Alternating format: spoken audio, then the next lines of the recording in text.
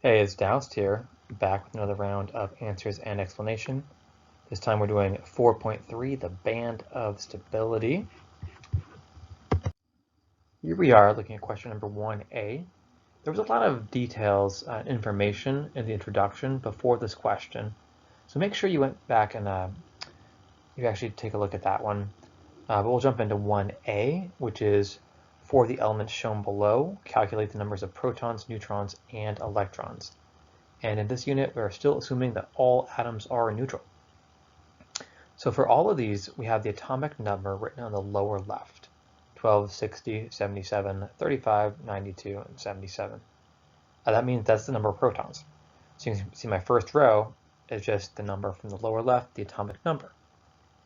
For the electrons, because they're neutral, electrons will equal protons. So again, 12, 60, 77, 35, 92, and 77. The only part that actually required math is the neutrons. In the upper left, we have the mass numbers. So that's your 24, 142, 195, etc. We know the mass number is protons plus neutrons. We already know the protons, so to figure out the neutrons, just subtract the atomic number from the mass number. 24 minus 12 gives me 12. 142 minus 60 gives me 82. 195 minus 77 gives me 118, and so on.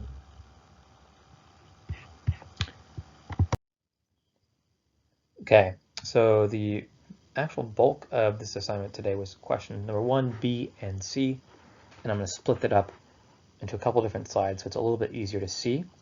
For each of them, you were supposed to plot the atom and then identify it if it is stable, radioactive, or non-existent based on the key that we have in the lower right-hand corner of the graph. Magnesium 24, it has 12 protons, so on the x-axis I go over to 12. It has 12 neutrons, so on the y-axis I go up to 12. And you can see right there, there's a black box which I've circled in red. Black color means magnesium 24 is stable. Looking at neodymium 142, I do the same process.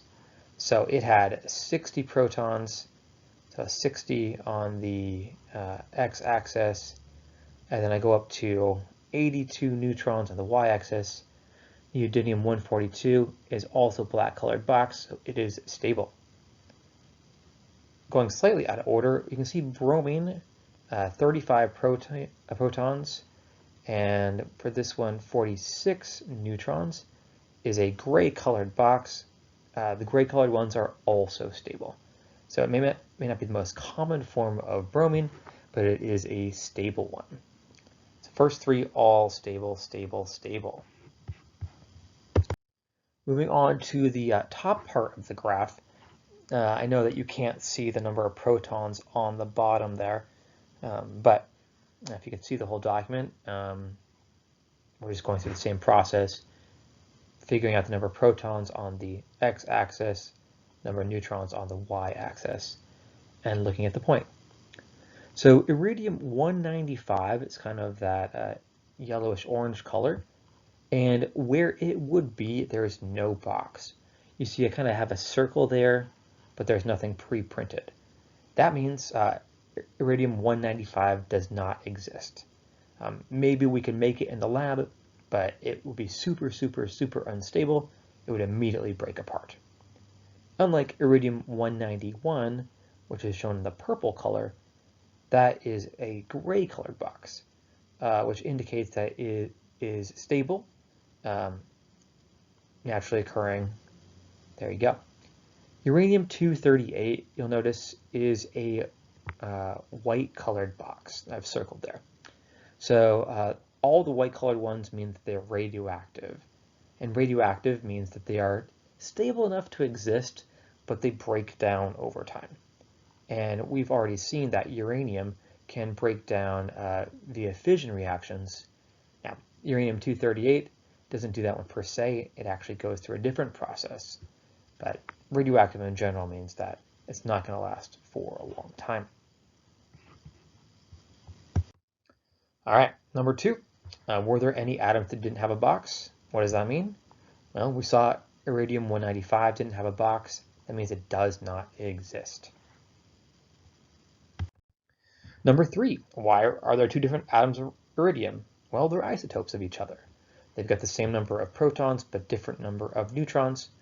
And in the case of these isotopes, one of them had a stable number of neutrons, iridium-191, where the other one did not have a stable number of neutrons, iridium-195. Now, question number 4 wants us to kind of make a general rule about smaller sized atoms, which we're saying are less than 20 protons, and what's a good ratio of protons to neutrons. In black, there's a solid line, which represents a 1-to-1 ratio of protons to neutrons. That line with the slope of 1 there. And you can see I've highlighted in yellow up to the first 20 protons. And we see that, yeah, there are a lot of stable isotopes that are on that line.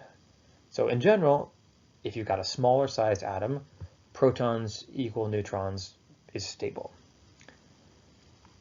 Unfortunately, that rule does not apply past 20 protons. So if we move on to number 5 here, you see I've now highlighted in blue larger atoms. So those we'll say are more than 20 protons, and we don't see any of the stable ones along that line. As it turns out, it takes more and more neutrons to keep atoms being stable as we increase the number of protons. So if we add 1 proton, maybe we have to add 2 neutrons to make it stable. Oh, there are no boxes on that 1-to-1 ratio, that line with the slope of 1. Therefore, there aren't any stable isotopes past 20 protons with that 1-to-1 ratio. Okay, moving on to question number 6.